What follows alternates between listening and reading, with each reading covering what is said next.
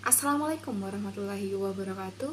Perkenalkan, nama saya Nur Anissa Rahma dari kelas M226 dengan NIM 220407500037.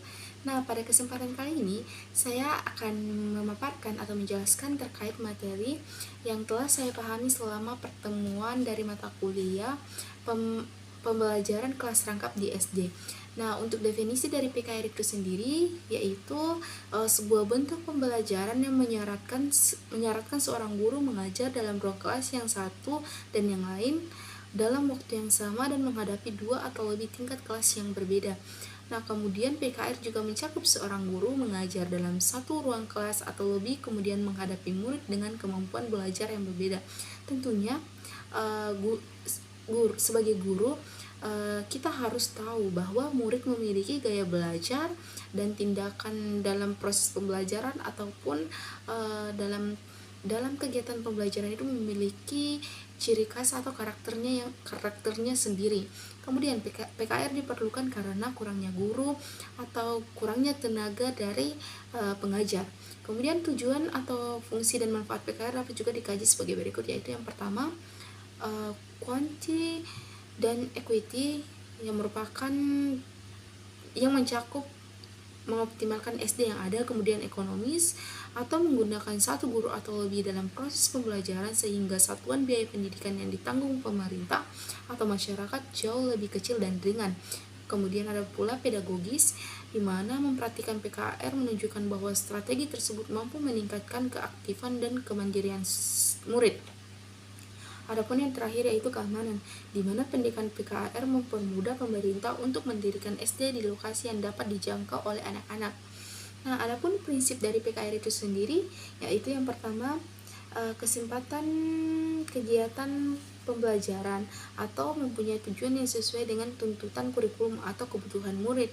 Nah, yang kedua yaitu kadar tinggi waktu keaktifan akademik atau WKA, di mana PKR tidak memberi toleransi pada banyaknya WKA yang hilang karena guru tidak terampil mengelola kelas atau PKR pembelajaran kelas rangkap. Oleh karena itu, kualitas dan lamanya kegiatan berlangsung menentukan tinggi rendahnya kadar WKA. Adapun kontak psikologis guru dan murid yang berkelanjutan yaitu yang pertama, guru harus berusaha untuk memberikan perhatian pada muridnya atau penguatan dalam proses pembelajaran. Kemudian kedua, menghadapi dua kelas secara bersamaan diharapkan guru mampu meyakinkan muridnya bahwa guru selalu bersama mereka.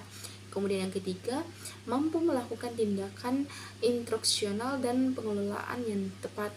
Kemudian dalam PKR terjadi juga pemanfaatan sumber secara efisiensi, di mana mencakup sumber yang berupa peralatan atau sarana, fasilitas, nalar atau orang, dan waktu yang harus dimanfaatkan secara efisien sehingga waktu yang terbuang dapat diperkecil atau dihindari. Kemudian dalam PKR terdapat model pembelajaran atau strategi pembelajaran, yaitu yang pertama model utama, di mana disebut sebagai PKR murni atau contohnya dua mapel dalam satu ruangan. Kemudian kedua model alternatif yaitu PKR modifikasi, contohnya dua mapel dalam dua ruangan. Kemudian yang ketiga model PKR 333 atau dimana contohnya adalah 3 kelas, 3 mapel atau 3 ruangan.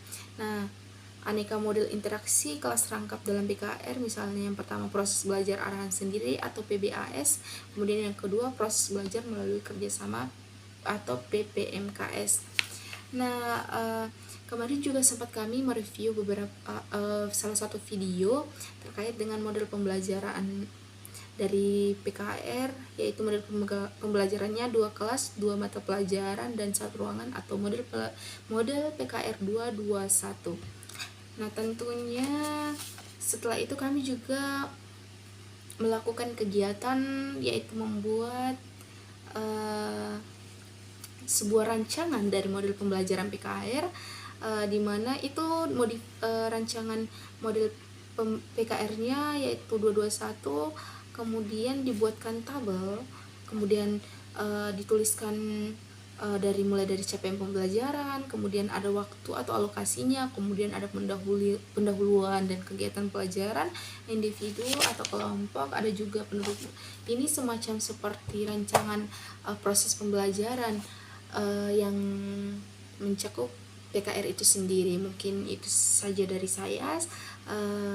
Kurang dan lebihnya mohon dimaafkan. Wassalamualaikum warahmatullahi wabarakatuh.